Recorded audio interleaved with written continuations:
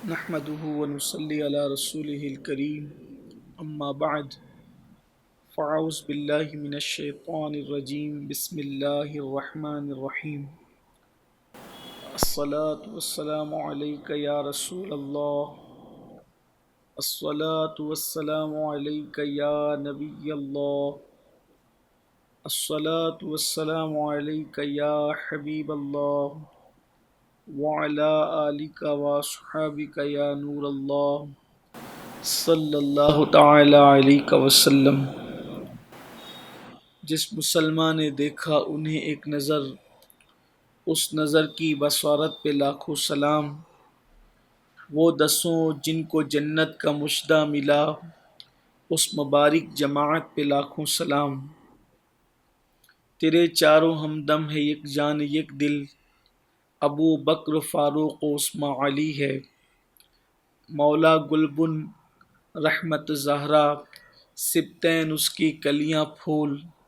صدیق و فاروق و عثمان حیدر ہر ایک اس کی شاخ۔ آج امیر المومنین خلیفۃ المسلمین جامع القرآن خلیفہ سوم حضرت سیدنا عثمان ابن عفان رضی اللہ تبارک و تعالی عنہ کی شہادت کی شب ہے۔ حضرت سیدنا عثمان غنی رضی اللہ تبارک و تعالی عنہ ہمارے آقا صلی اللہ تعالی علیہ وآلہ وصحبہ وبارک وسلم کے اصحاب میں وہ صحابی ہیں کہ جن کے متعلق یہ بیان کیا جاتا ہے کہ اللہ کے حبیب صلی اللہ علیہ وآلہ وسلم اپنی ظاہری حیات طیبہ میں جن سے کبھی ناراض نہیں ہوئے۔ کم و بیش 6 صحابہ کرام کے نام بتائے جاتے ہیں جن سے آقا کریم صلی اللہ علیہ وآلہ وسلم اپنی پوری حیات مقدسہ میں جو ظاہری زندگی تھی اس میں ان لوگوں سے کبھی ناراض نہیں ہوئے۔ ان میں ایک حضرت سیدنا عثمان غنی رضی اللہ تعالیٰ عنہ کی ذات ہے۔ حضرت سیدنا عثمان غنی رضی اللہ تعالیٰ عنہ یہ قریشی ہیں اور آپ کا نام عثمان ہے اور آپ کا لقب ذو النورین ہے۔ حضرت سیدنا عثمان غنی رضی اللہ تعالیٰ عنہ کو ذو النورین یعنی 2 نور والا کہنے کی وجہ جو بیان کی گئی ہے، بہت ساری وجوہات میں سے ایک وجہ وہ ہے، حضرت سیدنا مولائے کائنات سیدنا علی کرم اللہ تعالی وجہ الکریم ارشاد فرماتے ہیں کہ عثمان غنی کو ذو النورین اس لیے کہا جاتا ہے کہ ان کے نکاح میں اللہ کے حبیب صلی اللہ علیہ وآلہ وسلم کی 2 شہزادیاں آئیں، اور یہ شرف اللہ تبارک و تعالی نے سوائے حضرت عثمان غنی رضی اللہ تعالیٰ عنہ کے کسی کو نہیں عطا فرمایا کہ ایک نبی کی 2 بیٹیاں کسی کے نکاح میں آئی ہوں۔ حضرت سیدنا عثمان غنی رضی اللہ تعالیٰ عنہ اعلان نبوت سے پہلے اللہ کے حبیب علیہ السلام نے اپنی شہزادی جناب سیدہ رقیہ رضی اللہ تعالیٰ عنہ کا عقد حضرت عثمان غنی رضی اللہ تعالیٰ عنہ کے ساتھ کیا، اور جب حضرت سیدہ رقیہ رضی اللہ تعالیٰ عنہ اس دنیا سے تشریف لے گئیں تو پھر حضرت عثمان غنی کے ساتھ اللہ کے حبیب علیہ الصلاۃ والتسلیم نے اپنی دوسری شہزادی سیدہ ام کلثوم رضی اللہ تعالیٰ عنہ کے ساتھ آپ کا نکاح فرمایا۔ اس طرح سے خاتم النبیین صلی اللہ علیہ وآلہ وسلم کی 2 شہزادیاں حضرت سیدنا عثمان غنی کے عقد میں ایک کے بعد ایک آئیں، اور یہ بھی روایت آتی ہے کہ جب حضرت سیدہ ام کلثوم رضی اللہ تعالیٰ عنہ کا 9 ہجری میں وصال ہو گیا تو اللہ کے حبیب صلی اللہ علیہ وآلہ وسلم نے ارشاد فرمایا کہ اگر میرے گھر میں کوئی کنواری بیٹی غیر شادی شدہ بیٹی ہوتی تو میں عثمان کے نکاح میں اس کو بھی دے دیتا۔ یہ سیدنا عثمان غنی رضی اللہ تعالیٰ عنہ سے میرے آقا صلی اللہ علیہ وآلہ وسلم کی بے پناہ محبتوں کا اظہار ہے۔ حضرت سیدنا عثمان غنی رضی اللہ تعالیٰ عنہ ان خوش نصیب ہستیوں میں سے ایک ہے کہ چونکہ اولین اسلام لانے والے لوگ جو ہے وہ چار ہیں، سیدنا صدیق اکبر رضی اللہ تعالیٰ عنہ، سیدنا مولائے کائنات رضی اللہ تعالیٰ عنہ، سیدنا زید بن حارثہ رضی اللہ تعالیٰ عنہ، اور خواتین میں ام المومنین سیدہ طیبہ طاہرہ خدیجۃ الکبریٰ رضی اللہ تعالیٰ عنہا۔ یہ چار لوگ ہیں۔ ان چار کے بعد پانچویں جس شخصیت نے اسلام قبول کیا ہے اس شخصیت کا نام ہے حضرت سیدنا عثمان غنی رضی اللہ تعالیٰ عنہ، یعنی آپ کا شمار سابقون الاولون میں ہوتا ہے۔ ابتدا کے اندر جن لوگوں نے اسلام قبول کیا بالکل شروع دور کے اندر، وہ حضرت سیدنا عثمان غنی رضی اللہ تعالیٰ عنہ ہے۔ آپ کے اسلام لانے کے بعد بڑے مصائب، بڑی تکلیفیں آپ نے برداشت کی۔ آپ کے چچا نے آپ کو اسلام قبول کرنے کی وجہ سے کہ اللہ اکبر کہ میرے بھتیجے نے اسلام قبول کیا ہے، نیا مذہب اختیار کیا ہے، تو آپ کے چچا حکم بن ابی العاص نے آپ کو پکڑ کر ایک کمرے میں بند کر دیا، اور بند کرنے کے بعد اس نے کہا کہ جب تک اس نئے مذہب کو تم ترک نہیں کرو گے اور اپنے آبائی مذہب کو دوبارہ جب تک اختیار نہیں کرو گے اس وقت تک کہ تمہیں آزاد نہیں کیا جائے گا۔ حتیٰ کہ حضرت سیدنا عثمان غنی کے متعلق بیان کیا جاتا ہے کہ آپ کا چچا آپ کو چمڑے میں بند کر کے جو ہے وہ مارا کرتا تھا، اور حضرت عثمان غنی رضی اللہ تعالیٰ سے کہا جاتا کہ آپ اسلام کو چھوڑ دیں، لیکن حضرت سیدنا عثمان غنی رضی اللہ تعالیٰ عنہ نے جو ہے وہ اسلام ترک نہیں کیا۔ آج مسلمان ہونا بہت آسان ہے۔ جو مسلمان ہوتا ہے لوگ اس کو عزت کی نگاہ سے دیکھتے ہیں، اسے قدر کی نگاہ سے دیکھتے ہیں، لیکن یہ وہ مبارک ہستیاں ہیں جنہوں نے اس دور میں اسلام قبول کیا جب اسلام قبول کرنے پر تعریفیں نہیں کی جاتی تھی، اسلام قبول کرنے پر عزت نہیں دی جاتی تھی لوگوں کی طرف سے، اسلام قبول کرنے پر جو ہے وہ تعریفی کلمات نہیں کہے جاتے تھے، بلکہ اسلام قبول کرنے پر مارا جاتا تھا، پیٹا جاتا تھا، ستایا جاتا تھا، خاندان اور گھر والے تک مخالف ہو جایا کرتے تھے۔ لیکن یہ میرے آقا صلی اللہ علیہ وآلہ وسلم کے پاک اصحاب ہیں جنہوں نے مشقتیں برداشت کی، جنہوں نے تکلیفیں برداشت کی، جنہوں نے جو ہے وہ مار کھائی، جن کے کپڑے پھاڑے گئے، جن کو وطن سے نکالا گیا، اس کے باوجود بھی اللہ عز و جل اور اس کے پیارے حبیب صلی اللہ علیہ وآلہ وسلم کی محبت میں انہوں نے ہر دکھ برداشت کیے، ہر درد برداشت کیے، ہر تکلیف برداشت کی۔ یہ حضرت سیدنا عثمان غنی رضی اللہ تعالیٰ عنہ ہیں، اور آپ نے جو ہے وہ آپ کے اسلام کے بارے میں آپ حضرات نے سماعت کیا کہ آپ نے اسلام قبول کیا، اور پھر اس کے بعد چونکہ قبل اسلام یعنی اعلان نبوت سے پہلے یہ حضور علیہ الصلاۃ والتسلیم کے داماد بن چکے تھے۔ اللہ کے حبیب صلی اللہ علیہ وآلہ وسلم نے اپنی شہزادی سیدہ رقیہ رضی اللہ تعالیٰ عنہ کا عقد مسعود آپ کے ساتھ فرمایا تھا، لیکن چونکہ یہ بدر کی جنگ میں اس لیے شریک نہیں ہو سکے، پہلی جنگ میں، کہ حضرت رقیہ رضی اللہ تعالیٰ عنہ بہت زیادہ علیل تھی، بلکہ اللہ کے حبیب علیہ السلام نے ان کو خود روکا تھا سیدہ رقیہ رضی اللہ تعالیٰ عنہ کی تیمارداری کے لیے۔ جب بدر کی جنگ فتح ہو گئی اور جنگ بدر میں اللہ نے مسلمانوں کو بڑی عظیم تاریخی کامیابی اور کامرانی عطا فرمائی، تو مدینہ منورہ کے اندر جب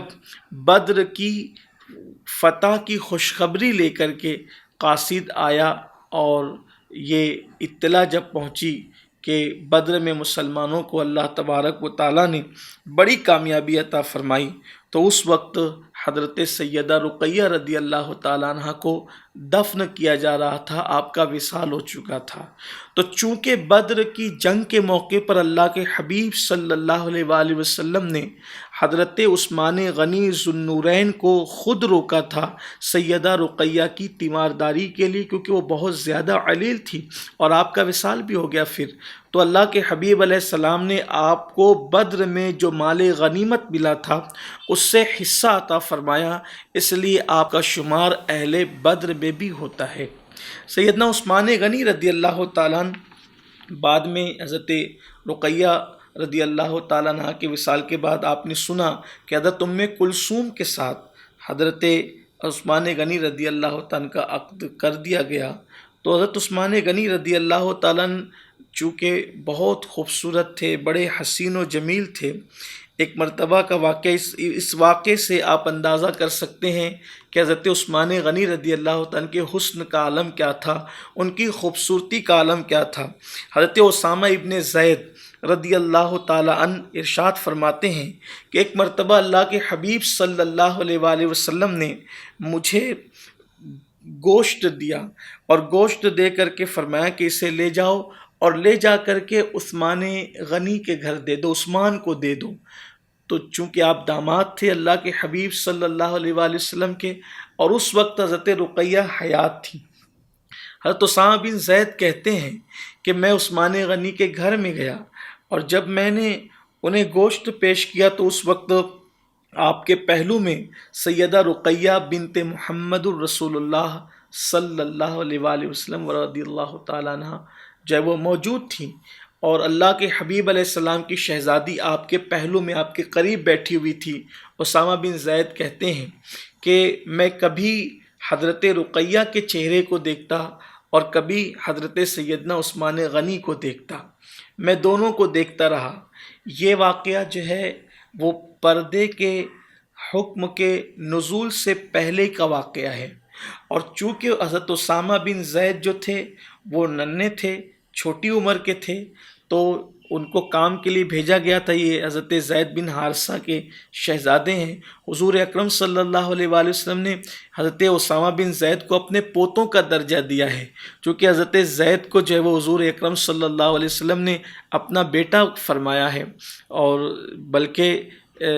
جب آیہ کریمہ سورۃ الاحزاب کی ما کان محمد، یہ پوری آیت کریمہ، اس کے نزول سے پہلے تو لوگ حضرت زید بن حارثہ کو زید بن محمد کہہ کر کے پکارتے تھے،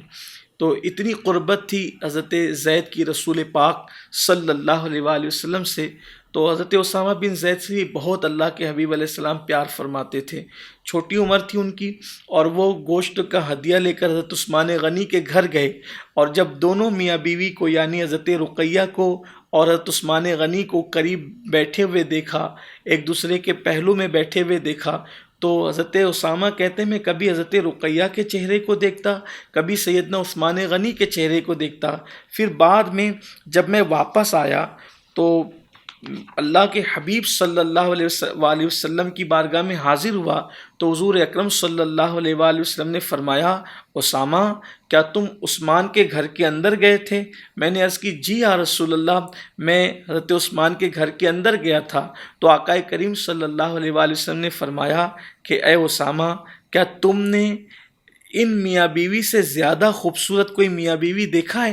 حضرت اسامہ کہتے ہیں نہیں یا رسول اللہ، نہ میں نے اتنا خوبصورت شوہر دیکھا نہ اتنی خوبصورت بیوی دیکھا، یعنی ایسا جوڑا کہ جس کا شوہر بھی خوبصورت ہو اتنا زیادہ اور اس کی بیوی بھی اتنی زیادہ خوبصورت ہو، تو میں نے ایسا کوئی جوڑا نہیں دیکھا۔ چونکہ حضرت رقیہ بنت پیغمبر تھی، بنت رسول تھی، اللہ اکبر، حضور اکرم صلی اللہ علیہ وآلہ وسلم کی شہزادی تھی۔ اب آپ اندازہ کر سکتے ہیں کہ خدیجۃ الکبریٰ کی اور رسول پاک کی جو بیٹی ہو اس کے حسن کا عالم کیا ہوگا، ان کے جمال کا عالم کیا ہوگا۔ تو حضرت عثمان غنی کے حسن کا اس بات سے پتہ چلتا ہے کہ اللہ نے ان کو کتنا حسن دیا تھا کہ اللہ کے حبیب صلی اللہ علیہ وآلہ وسلم حضرت اسامہ بن زید سے کہتے ہیں کیا تو نے اتنا خوبصورت جوڑا دیکھا ہے، ایسے خوبصورت میاں بیوی تم نے دیکھا ہے؟ حضرت اسامہ کہتے ہیں نہیں یا رسول اللہ، میں نے اتنے حسین میاں بیوی نہیں دیکھا۔ حضرت سیدنا عثمان غنی رضی اللہ تعالیٰ عنہ کی بہت ساری خصوصیات ہیں۔ پہلی خصوصیت تو یہ کہ آپ نے سنا کہ حضرت عثمان غنی کے نکاح میں ایک کے بعد ایک رسول پاک کی دو بیٹیاں آئیں۔ پہلی بات تو ایک نبی کی دو بیٹیاں ایک کے بعد ایک کسی کے نکاح میں نہیں آئی، اور حضرت عثمان غنی کے مقدر کا ستارہ کتنے عروج پر ہے کہ صرف نبی کی بیٹی نہیں بلکہ سردار نبی، سید الانبیاء، نبی الانبیاء، خاتم الانبیاء، مصطفیٰ جان رحمت کی شہزادیاں ایک کے بعد ایک حضرت عثمان غنی رضی اللہ تعالیٰ عنہ کے نکاح میں آئی۔ اور جب دوسری کا بھی وصال ہو گیا تو حضور اکرم صلی اللہ علیہ وآلہ وسلم نے فرمایا کاش میری کوئی اور بیٹی ہوتی جو بغیر نکاح والی ہوتی تو اس کو بھی میں عثمان غنی کے نکاح میں دیتا۔ یہ آقا کریم صلی اللہ علیہ وآلہ وسلم کی ان سے بے پناہ محبت تھی۔ حضرت عثمان غنی کی دوسری خصوصیت یہ بھی ہے کہ سیدنا عثمان غنی رضی اللہ تعالیٰ عنہ وہ صحابی ہیں کہ جنہوں نے 2 مرتبہ ہجرت فرمائی، اس لیے کہ ہجرت ایک بار جو ہے وہ حبشہ کی طرف ہوئی اور پھر اس کے بعد مدینہ منورہ کی طرف ہوئی۔ ویسے تو سیرت نگار لکھتے ہیں کہ حبشہ کی طرف کی ہجرت بھی 2 مرتبہ کی ہے اور مدینہ منورہ کی ہجرت بھی دو مرتبہ کی، اس طرح 4 مرتبہ ہجرت ہوئی ہے۔ اس کی الگ سے تفصیل ہے جس کا یہاں میں ذکر کروں گا تو گفتگو طویل ہو جائے گی، کسی اور موقع پہ اس کا ذکر کیا جا سکتا ہے۔ تو حضرت سیدنا عثمان غنی رضی اللہ تعالیٰ عنہ نے اپنی زوجہ کے ساتھ ہجرت فرمائی۔ اسی لیے اللہ کے حبیب صلی اللہ علیہ وآلہ وسلم نے جب وہ ہجرت کر رہے تھے حبشہ کی طرف اپنی بیوی کے ساتھ اور اپنے بچوں کے ساتھ، تو اللہ کے حبیب صلی اللہ علیہ وآلہ وسلم نے اس طرح ان کے لیے دعا کی کہ اللہ تعالیٰ ان دونوں میاں بیوی کے ساتھ ہو، اور حضرت لوط کے بعد، حضرت لوط علیہ السلام کے بعد عثمان ہی وہ شخص ہیں جنہوں نے اپنی بیوی کے ساتھ اللہ کے لیے ہجرت کی۔ یعنی حضرت لوط علیہ السلام نے ہجرت کی تھی اپنی بیوی کے ساتھ، اور ان کے بعد اگر بیوی کے ساتھ سب سے پہلے کسی کو ہجرت کا شرف حاصل ہوا ہے تو وہ بھی حضرت سیدنا عثمان غنی رضی اللہ تعالی عنہ کی ذات ہے۔ اسی طرح اللہ کے حبیب صلی اللہ علیہ وآلہ وسلم نے جب اپنی دوسری شہزادی سیدہ ام کلثوم رضی اللہ تعالیٰ عنہ کا نکاح حضرت عثمان غنی رضی اللہ تعالیٰ عنہ کے ساتھ کیا تو میرے آقا صلی اللہ علیہ وآلہ وسلم نے فرمایا اے ام کلثوم، تمہارا شوہر تمہارے دادا حضرت ابراہیم علیہ السلام اور تمہارے والد حضرت محمد صلی اللہ علیہ وآلہ وسلم کی شکل و صورت میں بہت زیادہ مشابہ ہیں۔ اس سے حضرت عثمان غنی رضی اللہ عنہ کے حسن کا بھی پتہ چلتا ہے کہ حضور علیہ السلام نے عثمان غنی کے حسن کو حضرت ابراہیم علیہ السلام اور خود اپنے وجود ناز، اپنے چہرے زیبا سے جو ہے وہ مشابہ قرار دیا۔ تو اور پھر میرے آقا صلی اللہ علیہ وآلہ وسلم نے سیدنا عثمان غنی رضی اللہ عنہ کے بارے میں یہ بات بھی بیان فرمائی کہ عثمان ہم میں سے وہ ہیں جس کا چہرہ حضرت ابراہیم علیہ السلام کے چہرے سے بہت زیادہ مشابہت رکھتا ہے۔ حضرت عثمان غنی رضی اللہ عنہ کی خصوصیت یہ بھی ہے کہ جب بھی اللہ کے رسول صلی اللہ علیہ وآلہ وسلم کی بارگاہ میں سیدنا عثمان غنی رضی اللہ تعالیٰ عنہ تشریف لاتے، حاضر ہوتے آقا کریم صلی اللہ علیہ وآلہ وسلم کی بارگاہ میں، یہ روایت ام المومنین سیدہ عائشہ صدیقہ رضی اللہ تعالیٰ عنہا سے مروی ہے کہ ام المومنین فرماتی کہ جب حضرت عثمان غنی بارگاہ رسالت میں تشریف لاتے تو عثمان غنی کو دیکھ کر اللہ کے حبیب صلی اللہ علیہ وآلہ وسلم اپنے لباس مبارکہ کو جو وہ درست فرماتے تھے، یعنی ٹھیک کر لیا کرتے تھے۔ اللہ اکبر۔ تو حضور اکرم صلی اللہ علیہ وآلہ وسلم سے پوچھا گیا کہ یا رسول اللہ صلی اللہ علیہ وآلہ وسلم، آپ عثمان کو دیکھ کر کے اپنے لباس اقدس کو درست کرتے ہیں؟ تو آقا کریم صلی اللہ علیہ وآلہ وسلم نے فرمایا کہ میں اس شخص سے حیا نہ کروں جس سے فرشتے بھی حیا کرتے ہیں، جس سے فرشتے بھی حیا کرتے ہیں۔ آپ اندازہ کریں یہ سیدنا عثمان غنی رضی اللہ تعالیٰ کی ذات ہے۔ اسی طرح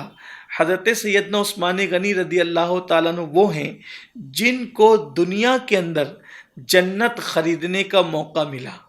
آپ نے میرے آقا صلی اللہ علیہ وآلہ وسلم نے فرمایا کہ جو یہ کنواں خرید کر کے مسلمانوں کے لیے وقف کر دے گا تو میں اس کو جنت دیتا ہوں۔ حضرت عثمان غنی رضی اللہ تعالیٰ نے بیر روما کو خرید کر کے مسلمانوں کے لیے، اس وقت جب کہ مسلمانوں کو پانی کی اور وہ بھی میٹھے پانی کی شدید ضرورت تھی، تو آپ نے وہ خرید کر کے جو ہے وہ وقف کیا تھا۔ اسی طرح جنگ تبوک کے موقع پر حضرت سیدنا عثمان غنی رضی اللہ تعالیٰ نے 300 اونٹ سامان سے لدے ہوئے اللہ کے حبیب صلی اللہ علیہ وآلہ وسلم کی بارگاہ میں پیش کیا تھا، جبکہ تبوک کے موقع پر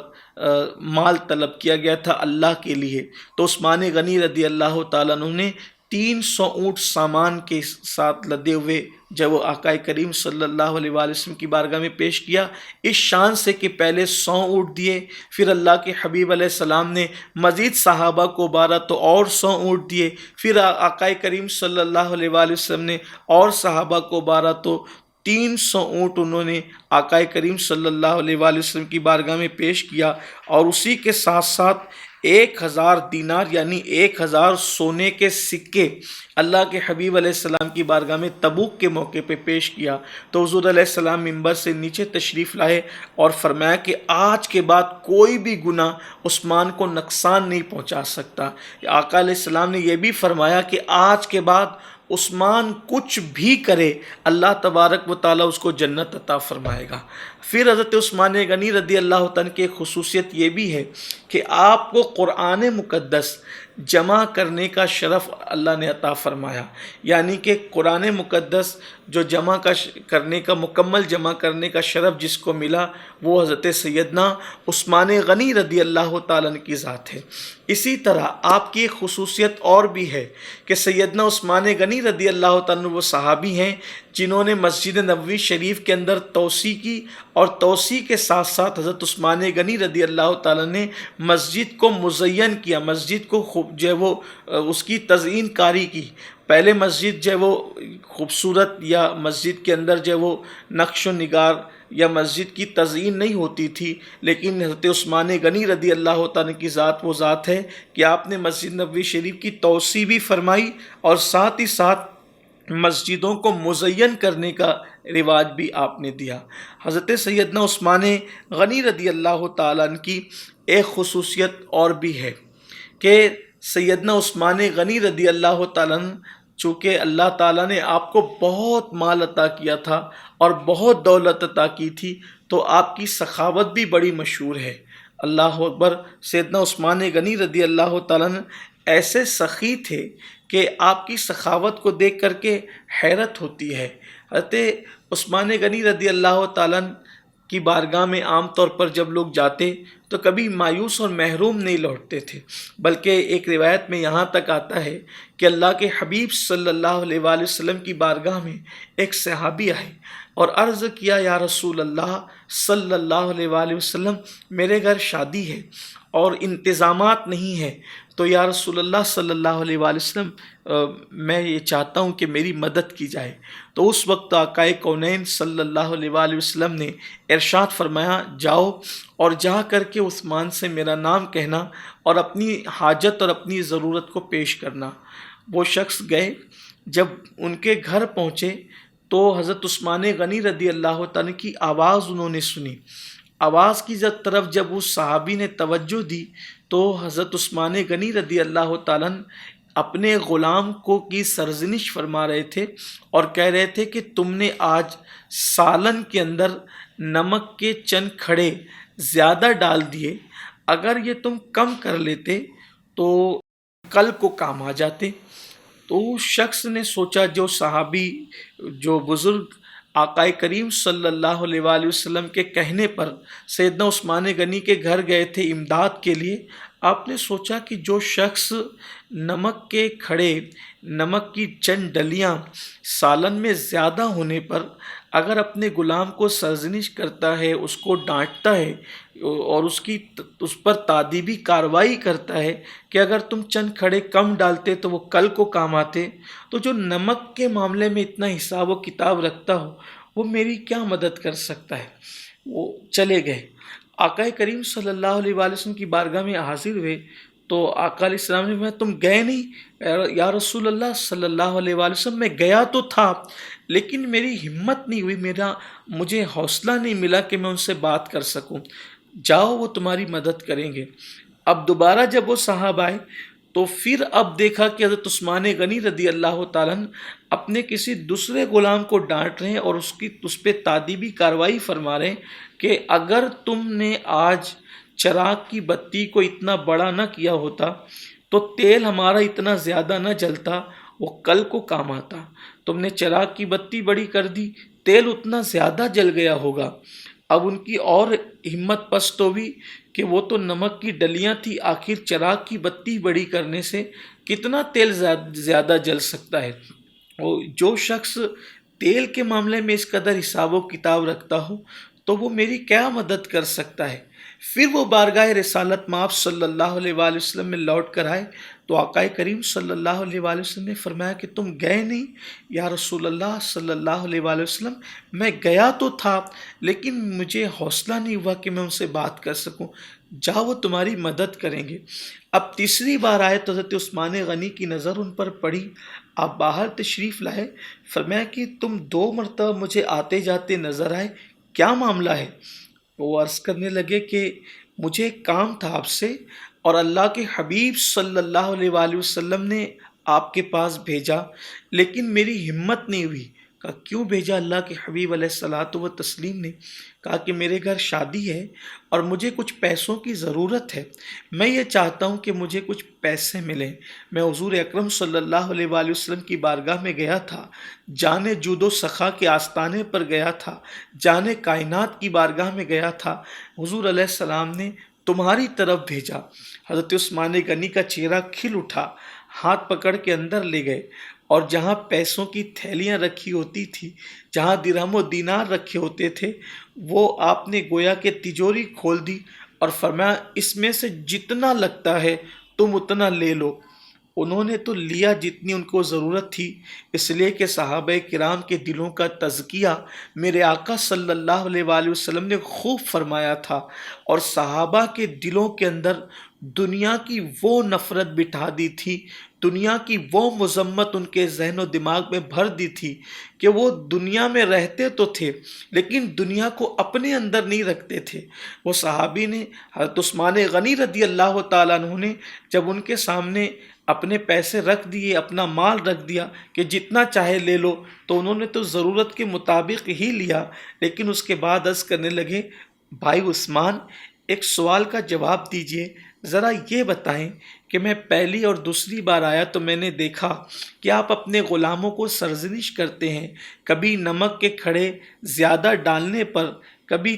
چراغ کی بتی بڑی کر دینے پر، اور وہ بھی یہ کہہ کر کہ اگر تم اتنے کھڑے بچا لیتے تو کل کو کام آتے، اتنا تیل بچ جاتا تو کل کو کام آتا۔ لیکن آپ جب میں مانگنے کے لیے آیا تو آپ نے تجوری میرے سامنے کھول دی اور کہا کہ جتنا چاہو لے لو۔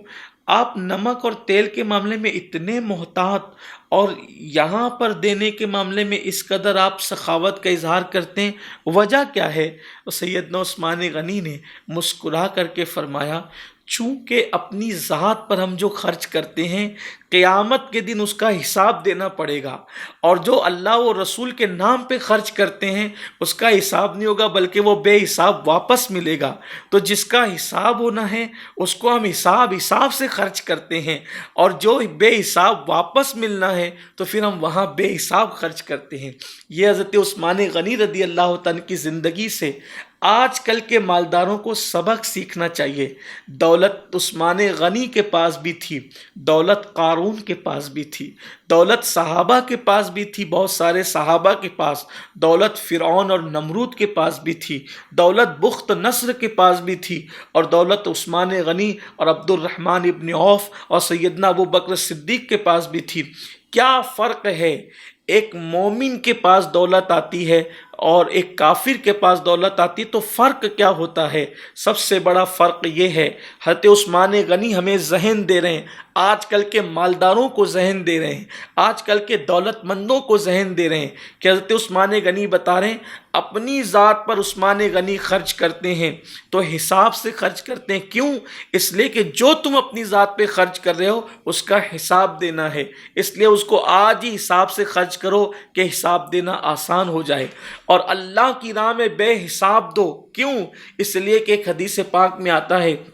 کہ جو بندہ اللہ کی راہ میں خرچ کرتا ہے گویا وہ اللہ کو قرض حسنہ دیتا ہے۔ آج انسان اللہ کو قرض حسنہ دین کی راہ میں خرچ کر کے، اللہ کی راہ میں خرچ کر کے اپنی حیثیت کے مطابق دے، کل اللہ تعالیٰ اس کو اپنی شان کے مطابق واپس لوٹائے گا۔ ہم نے اپنی ذات پہ خرچ کیا، اس کا حساب ہوگا، اس کا جواب دینا ہوگا، لیکن وہ واپس قیامت میں نہیں ملے گا۔ اور جو ہم نے اللہ کی راہ میں خرچ کیا ہے وہ اللہ تعالیٰ قیامت میں اپنی شان کے مطابق اس وقت لوٹائے گا جب بیٹا باپ کے کام نہ آئے گا، بیٹیاں ماؤں سے منہ موڑ لے گی، باپ بیٹے میں رشتے منقطع ہونے لگیں گے۔ اللہ اکبر! اس وقت نہ کسی کی دولت کام آئے گی، نہ کسی کا مال کام آئے گا، نہ کسی کی بادشاہت کام آئے گی، نہ کسی کے سرٹیفکیٹ کام آئیں گے، نہ کسی کی علمی سندیں کام آئے گی، کسی کا کچھ کام نہیں آئے گا۔ اس وقت تو بس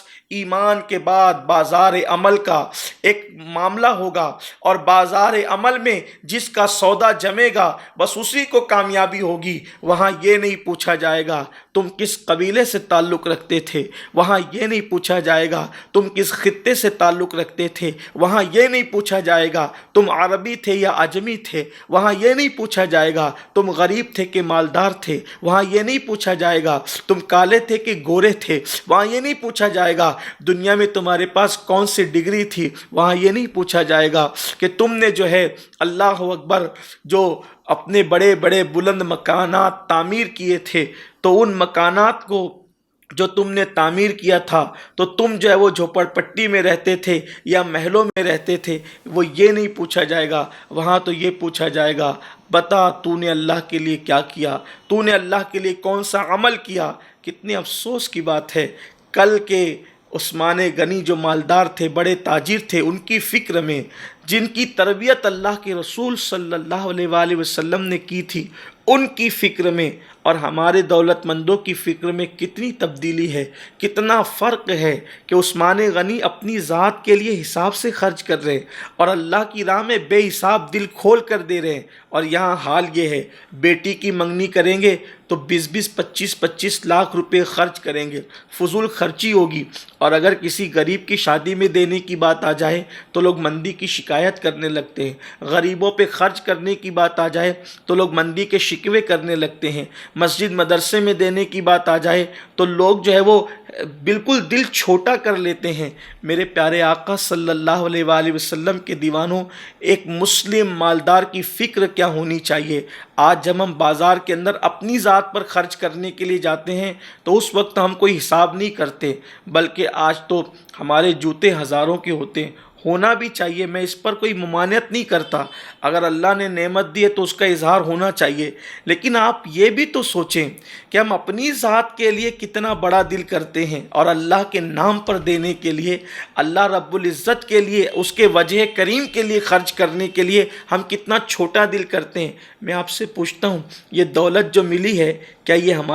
ہماری کوششوں سے ملی ہے، ہماری محنت سے ملی ہے؟ اگر یہ ہماری محنت سے ملی ہوتی تو بہت سارے لوگ ہیں جو رات دن محنت کرتے ہیں، جن کے پیشانی کا پسینہ تلوے تک آتا ہے، وہ چند سکے کما کر لے جاتے ہیں، اور کچھ ایسے بھی خوش نصیب ہے جو اے سی میں بیٹھ کر کے کروڑوں کماتے ہیں۔ تو اگر محنت کی بنیاد پہ دولت ملتی تو محنت کس نے زیادہ کی؟ جو روڈ پہ ٹھیلا ڈھکیل رہا تھا اس نے زیادہ محنت کی، جو مزدوری کر رہا تھا محنت اس نے زیادہ کی، لیکن وہ تو چند سکے گھر لے کر کے گیا، اے سی میں بیٹھنے والا کروڑوں کما گیا۔ تو پتہ چلا یہ اللہ کا فضل ہے۔ اس لیے اللہ نے اگر دولت دی ہے تو میری گزارش ہے کہ اپنی ذات پہ جہاں خرچ کرتے ہو، اسلام منع نہیں کرتا، کرو اپنی ذات پہ خرچ، لیکن اللہ کے لیے کیا کیا؟ اور یاد رکھنا، آج دنیا کے اندر جو اپنے مال پر عیاشی کر رہے ہیں لوگ، آوارگی کر رہے ہیں لوگ۔ آج تو اللہ اکبر، اللہ کی راہ میں دینے کے لیے لوگ طرح طرح کے ہیلے اور بہانے تلاش کرتے ہیں۔ ایک بات اچھی طرح یاد رکھنا، جن لوگوں کا مال اللہ کے نام پر اور اللہ کی راہ میں خرچ ہوتا ہے، پھر ان کا مال شراب کے اڈوں پر خرچ نہیں ہوتا، ان کا مال زنا کے اڈوں پہ خرچ نہیں ہوتا، ان کا مال چوری نہیں ہوتا، ان کا مال فضول جگہ خرچ نہیں ہوتا۔ لیکن وہ لوگ جو اللہ کی راہ میں اپنا مال خرچ نہیں کرتے، تو پھر کسی کا مال شراب کے اڈوں پہ خرچ ہوتا ہے، کسی کا مال زنا کے اڈوں پہ خرچ ہوتا ہے۔ اور ایک بات یاد رکھنا، اگر ہم اللہ کی راہ میں خرچ کر رہے ہیں تو ہم معاذ اللہ کسی پہ احسان نہیں کر رہے ہیں، بلکہ اپنے آپ پر احسان کر رہے ہیں۔ کاش کہ اللہ میری قوم کے دولت مندوں کو فکر عثمان غنی عطا فرمائے، ہم سب کو اللہ صحابہ کرام کی فکر، بالخصوص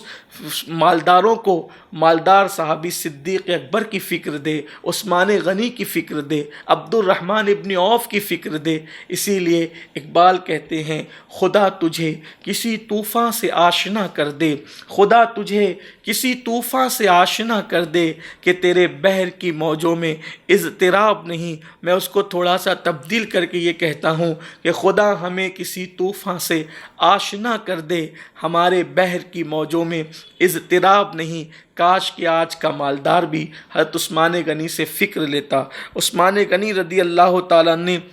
جب وہ بہت سے ایسے کام کیے جن سے اللہ کے حبیب علیہ الصلاۃ و تسلیم نے انہیں جنت کی بشارت دی۔ ایک طویل فہرست ہے اس کی، لیکن یہاں پر میں اپنی گفتگو کو بہت طول نہ دیتے ہوئے اس حوالے سے حضرت سیدنا عثمان غنی رضی اللہ تعالیٰ عنہ کے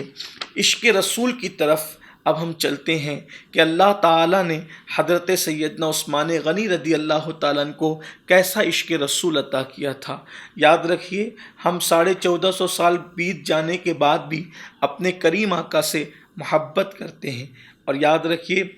عشق رسول ایمان کی جان ہے، جان ایمان ہے، بلکہ ایمان کا بھی ایمان ہے۔ فرمایا گیا،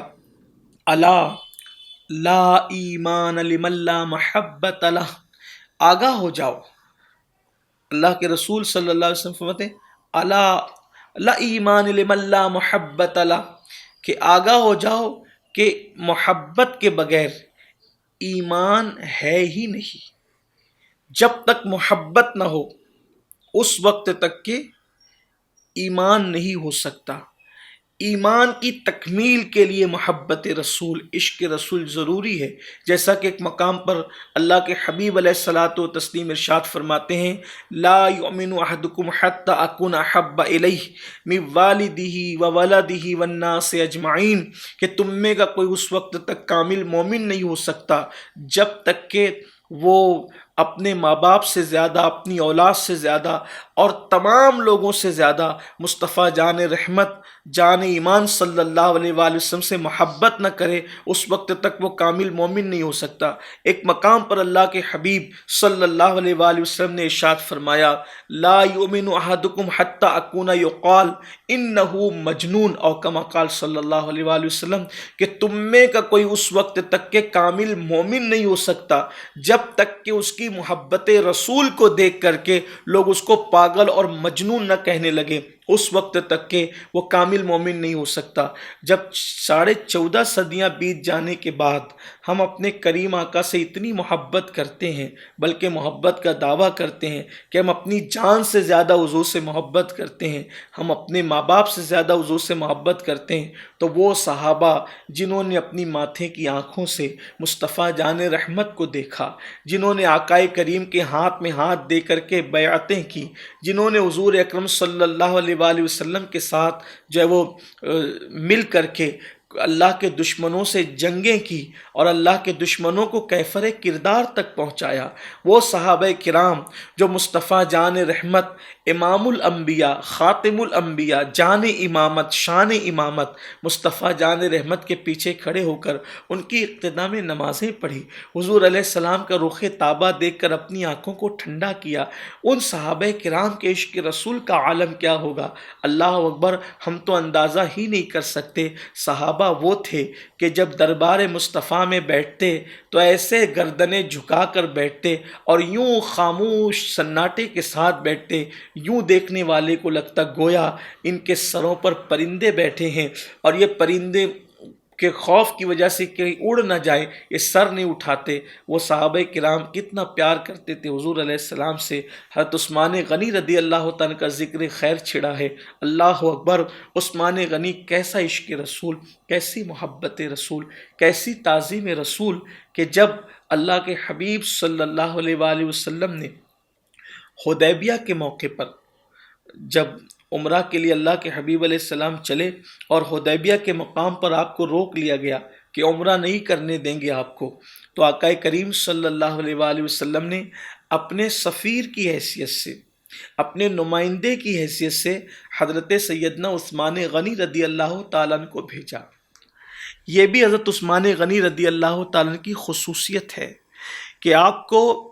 حدیبیہ کے مقام سے اللہ کے حبیب علیہ السلام نے مکۃ المکرمہ جو ہے اپنا نمائندہ بنا کر، اپنا سفیر بنا کر کے مکے والوں کے پاس بھیجا۔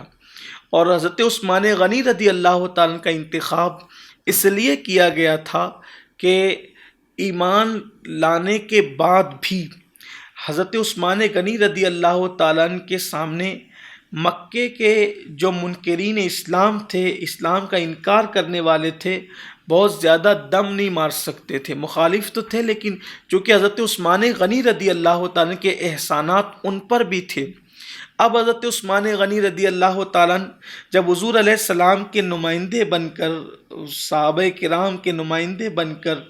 جب اسلام کے نمائندے بن کر، سفیر اسلام بن کر جب آپ مکۃ المکرمہ تشریف لے گئے تاکہ مکے کے منکرین اسلام سے آپ گفتگو فرمائیں کہ اللہ کے رسول صلی اللہ علیہ وآلہ وسلم کو عمرہ کرنے دیا جائے، دیکھیے کیسے حالات تھے کہ جن کے صدقے میں کعبہ بنا، اس رسول ہاشمی صلی اللہ علیہ وآلہ وسلم کو عمرہ کرنے پر روک لگا دی گئی، کعبے کا طواف کرنے پر روک لگا دی گئی اور کہا کہ ہم تمہیں نہیں کرنے دیں گے۔ تو جب عثمان غنی گئے بات کرنے کے لیے تو حضرت عثمان غنی بھی اس وقت احرام میں تھے۔ مکے کے منکرین اسلام نے کہا، جو منکرین اسلام تھے ان لوگوں نے کہا عثمان تم کعبے کا طواف کر لو لیکن ہم محمد عربی کو کعبۃ اللہ کا طواف کرنے نہیں دیں گے۔ حضرت عثمان غنی رضی اللہ تعالیٰ کئی دن تک رہے، ایک ایک سے ملتے، بات چیت کرتے، گفتگو کرتے، ان کو ہموار کرنے کی کوشش کرتے اور ان کو بتاتے کہ اللہ کے حبیب صلی اللہ علیہ وآلہ وسلم کا لڑنے کا، جنگ کرنے کا کوئی ارادہ نہیں ہے، وہ تو صرف جو ہے وہ عمرہ کے لیے تشریف لائے ہیں۔ اگر وہ عمرہ کے لیے نہ آتے تو یہ جانور کیوں ہوتے ان کے ساتھ، اور جو وہ ایک ہی جو وہ خنجر حفاظت کے لیے لوگوں کے پاس موجود ہے، باقی کے کوئی ہتھیار نہیں ہے، لیکن وہ نہ مانے اور حضرت عثمان غنی رضی اللہ تعالیٰ سے کہنے لگے کہ آپ عمرہ کر سکتے ہو، ہم محمد عربی صلی اللہ علیہ وآلہ وسلم کو عمرہ کرنے نہیں دیں گے۔ حضرت عثمان غنی نے فرمایا واللہ اگر میرا محبوب کعبے کا طواف نہ کرے گا تو میں بھی کبھی کعبے کا طواف نہ کروں گا۔ ان کو جواب تو دیا، بلکہ یہاں پر ایک بات اور ساتھ میں ایڈ کر دوں، حضرت عثمان غنی کی بڑی فضیلت ہے کہ جب عثمان غنی رضی اللہ تعالیٰ کی واپسی کے لیے تاخیر ہونے لگی تو یہاں یہ افواہ پھیل گئی کہ مکے والوں نے حضرت عثمان غنی رضی اللہ تعالیٰ کو شہید کر دیا۔ تو اس وقت جب یہ شہادت کی خبر آئی حضرت عثمان غنی کی افواہ کی شکل میں، تو صحابہ کرام مشتعل ہونے لگے کہ اگر عثمان غنی کی شہادت ہو گئی ہے تو اب ہم اس وقت تک واپس نہیں جائیں گے جب تک کہ بدلہ نہ لے لیں۔ آقا کریم صلی اللہ علیہ وآلہ وسلم نے صحابہ کرام کو جو ہے وہ مطمئن فرمایا، لیکن چونکہ جذبہ محبتوں کا اتنے عروج پر اور اتنے جوبنوں پر تھا کہ پھر صحابہ کرام نے کہا کہ یا رسول اللہ اگر عثمان شہید ہو گئے ہیں تو ہم ان کا بدلہ لیے بغیر نہیں جائیں گے۔ تو ایک درخت کے نیچے اللہ کے حبیب صلی اللہ علیہ وآلہ وسلم نے ان صحابہ سے بیعت لی، اور بیعت لی ان کے جان کی، ان کے مال کی، کہ جب تک کہ زندہ رہیں گے اپنی جان اور اپنا مال اللہ کی راہ میں لگا دیں گے اور اپنی جان و مال کو اللہ کی راہ میں صرف اور ختم کر دیں گے تو اسے بیعت رضوان کہتے ہیں، کیونکہ جن لوگوں نے درخت کے نیچے بیعت کی تھی اللہ تعالیٰ نے ان سب سے اپنی رضا کا اعلان کیا، اور اللہ تبارک و تعالیٰ نے فرمایا ان الذین یبایعونک انما یبایعون اللہ، اے میرے محبوب جو آپ کے ہاتھوں پر بیعت کرتے ہیں وہ آپ کے ہاتھ پر بیعت نہیں کرتے بلکہ وہ اللہ کے دست قدرت پر، اللہ کے ہاتھوں پر بیعت کرتے ہیں۔ اور پھر اللہ نے فرمایا ید اللہ فوق ایدیہم، اور ان کے ہاتھ پر اللہ کا ہاتھ ہے۔ تو یہ اللہ تبارک و تعالیٰ نے ان سے کہا، اسی لیے ان کو جو ہے وہ بیعت رضوان والے صحابہ کہتے ہیں کہ ان لوگوں نے جو ہے اللہ کی رضا والی بیعت کی۔ جب میرے آقا صلی اللہ علیہ وآلہ وسلم سارے صحابہ کی بیعت لے چکے اور صحابہ حضور علیہ السلام کے ہاتھ پر بیعت کر چکے تو پھر میرے آقا صلی اللہ علیہ وآلہ وسلم نے اپنا دست مبارک اٹھایا، اپنا مبارک ہاتھ اٹھایا اور ایک ہاتھ اٹھا کر کے دوسرے ہاتھ پر رکھ کر کہا کہ یہ ہاتھ عثمان کا ہاتھ ہے۔ اپنے دست قدرت کو، اپنے دست مبارک کو، بلکہ دست قدرت، اللہ تبارک و تعالیٰ جس ہاتھ کو دست قدرت کہے، یعنی جس ہاتھ کو اپنا ہاتھ کہے، مصطفیٰ جان رحمت کے ہاتھوں کو قدرت اپنا ہاتھ کہے، اپنا دست قدرت کہے، ان ہاتھوں میں سے ایک ہاتھ کو اٹھا کر اللہ کے حبیب فرماتے ہیں یہ عثمان کا ہاتھ ہے۔ محبوب کے ہاتھوں کو اللہ اپنا ہاتھ کہے اور محبوب اپنے ہاتھ کو عثمان غنی کا ہاتھ کہے، اور فرمایا کہ یہ عثمان کی طرف سے، فرمایا عثمان کا ہاتھ ہے، اور پھر حضرت عثمان غنی کی طرف سے اپنے دوسرے ہاتھ پر ہاتھ رکھ کر کے بیعت فرمائی۔ اس سے میرے آقا علیہ السلام اشارہ دے رہے تھے، چونکہ وہ بیعت جان اور مال کی بیعت ہو رہی تھی، تو چونکہ جو زندہ نہیں ہو تو اس کی بیعت کیسے ہو سکتی، کیونکہ وہاں تو جان کی بات تھی۔ تو عثمان غنی رضی اللہ تعالیٰ کی گویا کہ حیات کی خبر بھی غیب داں نبی صلی اللہ علیہ وآلہ وسلم دے رہے تھے۔ بہرحال بیعت رضوان ہو گئی۔ عثمان غنی جب واپس تشریف لائے تو چونکہ یہاں ابتدا میں کچھ باتیں ہوئی تھی کہ عثمان تو بڑے خوش نصیب ہیں کہ ہم تو حدیبیہ میں روک لیے گئے اور عثمان غنی مکہ سفیر بن کر کے گئے، اب عثمان وہاں زمزم پی رہے ہوں گے، عثمان وہاں کعبے کا طواف کر رہے ہوں گے، عثمان وہاں صفا مروہ کی سعی کر رہے ہوں گے۔ جب حضرت عثمان غنی واپس آئے تو آپ حالت احرام ہی کے اندر تھے، آپ نے احرام نہیں اتارا تھا۔ تو حضرت عثمان غنی جب واپس آئے تو اللہ کے حبیب صلی اللہ علیہ وآلہ وسلم نے ارشاد فرمایا، عثمان، جب انہوں نے ساری رپورٹ پیش کر دی تو عثمان غنی سے میرے آقا نے فرمایا، عثمان تم جانتے ہو کہ جب تم چلے گئے تھے تو اس وقت تمہارے بھائی تمہارے متعلق کیا گفتگو کر رہے تھے؟ عرض کی یا رسول اللہ صلی اللہ علیہ وآلہ وسلم وہ کیا گفتگو کر رہے تھے؟ تو آقا کریم صلی اللہ علیہ وآلہ وسلم نے فرمایا کہ وہ آپ کے بھائی آپ کے متعلق یہ گفتگو کر رہے تھے کہ عثمان کتنا خوش نصیب ہے کہ وہ مکے میں جو ہے وہ مسلمانوں کے نمائندے رسول پاک کے سفیر بن کر کے گئے ہیں، انہیں تو مکے میں داخلے کا شرف مل گیا، وہ کعبے کا طواف کر رہے ہوں گے، زمزم پی رہے ہوں گے، صفا مروہ کی سعی کر رہے ہوں گے، گویا کہ وہ عمرے کی لذتیں لوٹ رہے ہوں گے۔ یہ آپ کے متعلق گفتگو ہو رہی تھی۔ حضرت عثمان غنی یہ سن کر کے گویا کہ دکھی ہوئے، اور دکھی ہو کر کے آپ پر جلال کی کیفیت طاری ہوئی، حالانکہ آپ بڑے نرم دل انسان تھے، بڑے حلیم الطبع تھے آپ۔ میں حدیث پاک کی ترجمانی کر رہا ہوں، بطور مفہوم پیش کر رہا ہوں کہ آپ کے اندر ایک عجیب سی کیفیت پیدا ہوئی، اور آپ جن لوگوں نے یہ باتیں کی تھی ان کے پاس آپ تشریف لے گئے۔ حالانکہ آپ ایک بات غور کر سکتے ہیں کہ کوئی بندہ ممبئی سے مکہ شریف جائے،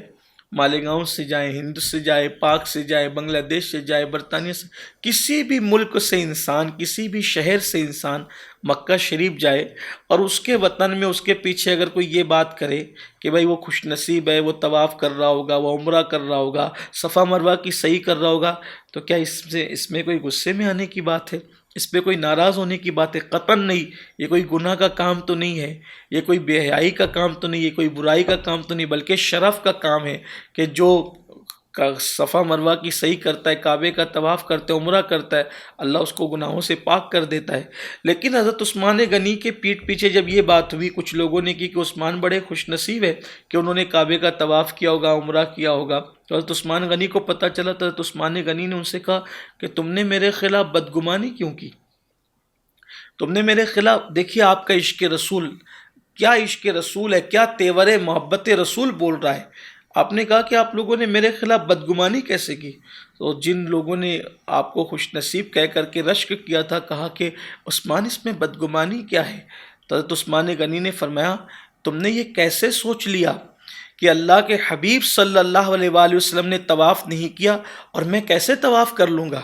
گویا کہ عثمان غنی بتا رہے ہوں کہ مجھے طواف سے کیا غرض ہے جب تک میرا محبوب طواف نہ کرے۔ ہم تو طواف کو عبادت اسی وقت سمجھتے ہیں جب محبوب طواف کرے، محبوب کی اتباع میں طواف کی جائے۔ اگر محبوب کی اتباع میں طواف نہ ہو اور خواہش نفس کی بنیاد پہ طواف ہو یا محبوب سے پہلے طواف ہو تو پھر وہ طواف کیا چیز ہوئی؟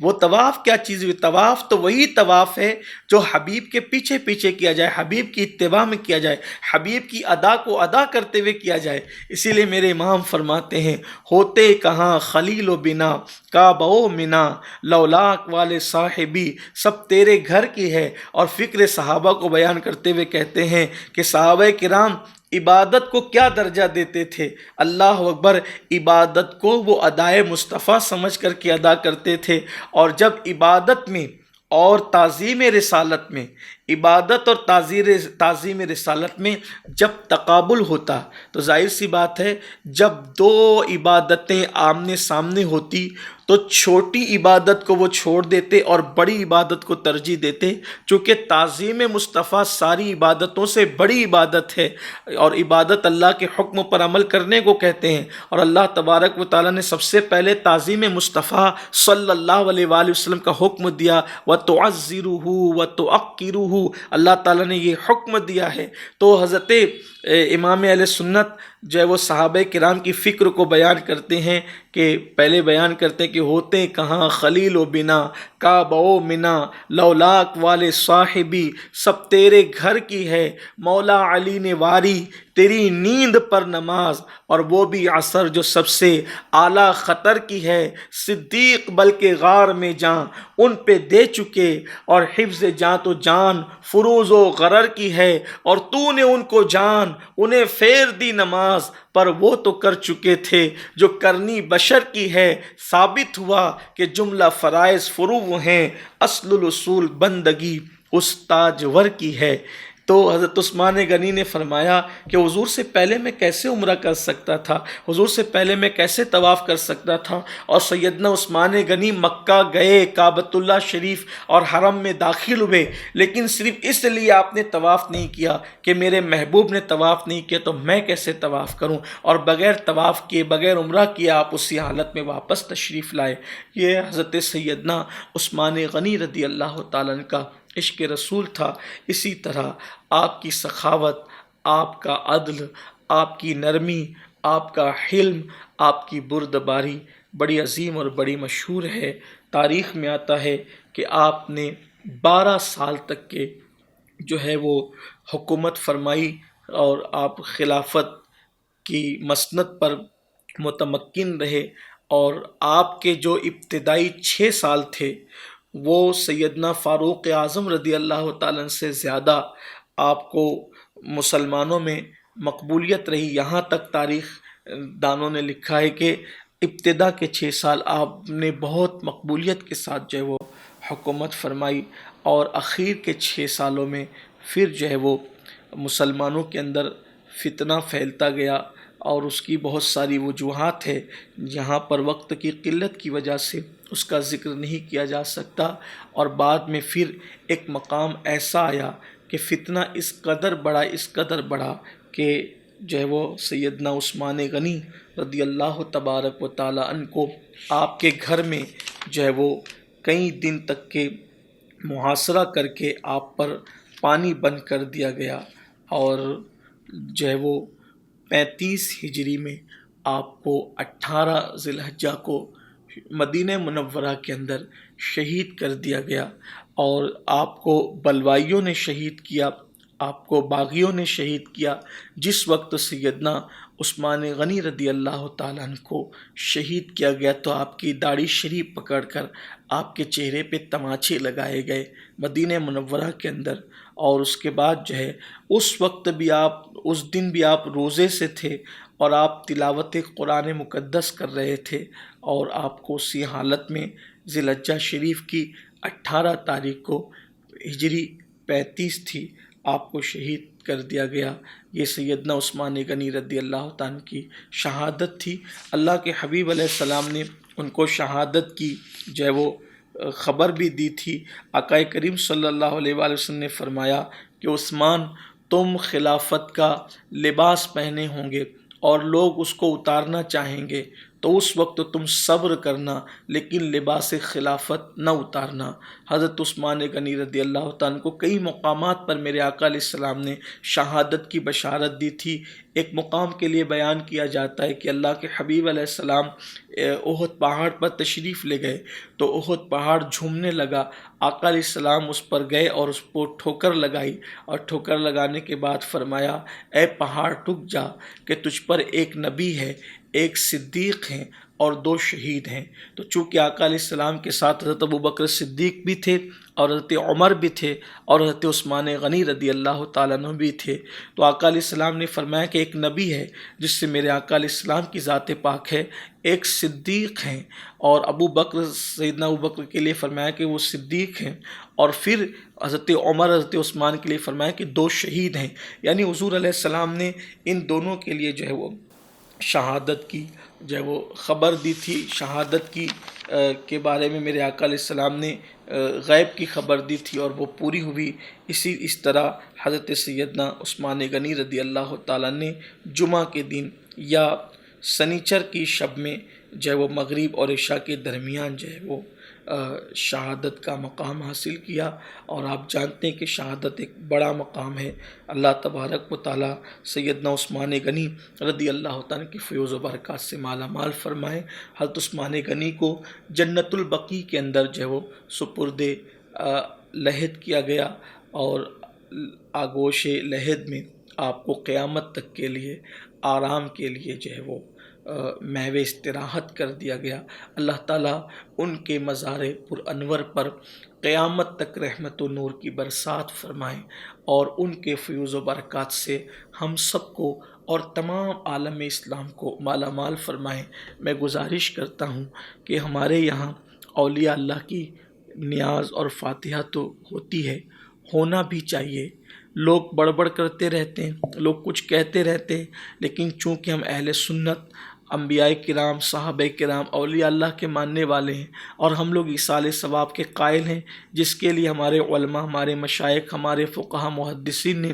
بڑی بڑی دلیلیں بھی پیش کی قرآن و سنت سے، جس کو اس مقام پر دیکھا جا سکتا ہے۔ لیکن میری گزارش ایک یہ ہے اپنی قوم سے، اہل سنت بھائیوں سے، کہ ہم لوگ اولیاء کرام کے نام کی نیاز کرتے ہیں، فاتحہ کرتے ہیں، پیروں کے نام کی، بزرگوں کے نام کی نیاز فاتحہ کرتے ہیں۔ اتنا افسوس ہے نا کہ ہم لوگ اولیاء اللہ کے نام کی فاتحہ تو کرتے ہیں، کرنا بھی چاہیے، میں منع نہیں کر رہا ہوں، لیکن جو اولین حقدار ہیں، جنہوں نے حضور علیہ السلام کے قدموں پر اپنا مال نچھاور کیا، اپنی جانیں قربان کی، وہ صحابہ ہیں، اور بے شک اولیاء کرام سے ہزاروں، کروڑوں، اربوں، خربوں درجہ ان کا بہت زیادہ بلند، اور ان کے مقامات بڑے عظیم ہیں۔ جن کے گھوڑوں کی پیروں سے لگنے والی مٹی اور دھول کی قسم اللہ نے قرآن مقدس میں یاد فرمائی ہے، ان کے ایام آتے ہیں، آ کر کے چلے جاتے ہیں، ہمیں پتہ بھی نہیں چلتا۔ ہم اپنے نسلوں کو کیسے بتائیں گے کہ یہ بزرگ کون تھے، کیسے تھے؟ تو یہ واقعی جو بہت بڑی بزرگی ہے اس کو صحابیت کہتے ہیں۔ اس لیے میری گزارش ہے کہ ہم اولیاء اللہ کے دن مناتے ہیں، بالکل منائیں، ان کے آراس مناتے ہیں، بالکل منائیں، ان کے لیے نیاز و فاتحہ اور ایصال ثواب کا اہتمام کرتے ہیں، ضرور کریں، لیکن صحابہ کرام کو بھی فراموش نہ کریں، بالخصوص خلفائے راشدین، اہل بیت اطہار، ان حضرات کے لیے تو اہتمام کرنا چاہیے۔ حالانکہ ہر صحابی کی نہ تاریخ وصال ہمیں پتہ ہے، نہ تاریخ شہادت پتہ ہے، ہر صحابی کی پتہ نہیں، اور ہم کر بھی نہیں سکتے، لیکن کم از کم جو ہے وہ خلفائے راشدین اور جو مشہور صحابہ کرام ہیں، سابقون الاولون ہیں، اور حضور اکرم صلی اللہ علیہ وسلم پہ جنہوں نے جانیں نچھاور کی ہیں، تو کم از کم ہمیں ان کا بھی اہتمام کرنا چاہیے۔ اہل بیت اطہار کے لیے خصوصی اہتمام کرنا چاہیے۔ یہ سب حضور علیہ السلام کے چہیتے پیارے لوگ ہیں، بلکہ جن اصحاب کرام کی ہمیں تاریخ وصال نہیں پتہ ہے، تو جن کی پتہ ہے جب ان کی ہم فاتحہ یا ایصال ثواب کا اہتمام کریں تو ان کے نام بھی جب ان کے ساتھ شامل کر لیں، تاکہ ان کی بارگاہ میں بھی ایصال ثواب کا ہدیہ ہو، اس لیے کہ وہ امت کے عظیم محسن لوگ ہیں۔ اگر انہوں نے کاوشیں نہ کی ہوتی، محنتیں نہ کی ہوتی، تو شاید اسلام اس حالت میں ہم تک نہ پہنچتا۔ آج اگر اذانیں گونج رہی ہیں میناروں سے، مسجد کی میناروں سے، نمازوں کا اہتمام ہو رہا ہے، قرآن کی تلاوت کی آواز آ رہی ہے، تو یہ میرے آقا علیہ السلام کی، اہل بیت اطہار اور ان کے اصحاب کی رات و دن کی محنتوں کی برکتیں ہیں، اور ہمیں اپنے محسنوں کو نہیں بھولنا چاہیے۔ دولت دینے والا، پانی دینے والا، کھانا دینے والا انسان اگر ہمیں کچھ دیتا ہے، کپڑا دیتا ہے، کچھ دیتا ہے، تو ہم اس کے کتنے احسان مند ہوتے ہیں، کتنا شکریہ ادا کرتے ہیں۔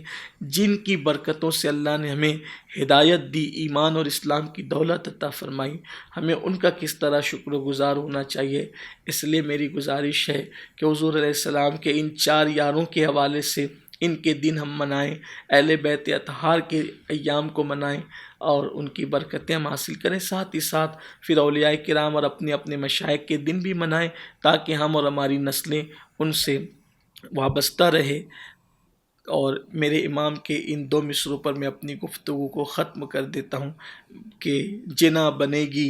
محبان 4 یار کی قبر، جنا بنے گی محبان 4 یار کی قبر، جو اپنے سینوں میں یہ 4 باغ لے کے چلے۔ دوران گفتگو کوئی غلطی ہو تو اللہ تعالیٰ معاف فرمائے۔ وما علینا الا البلاغ۔ السلام علیکم ورحمۃ اللہ وبرکاتہ۔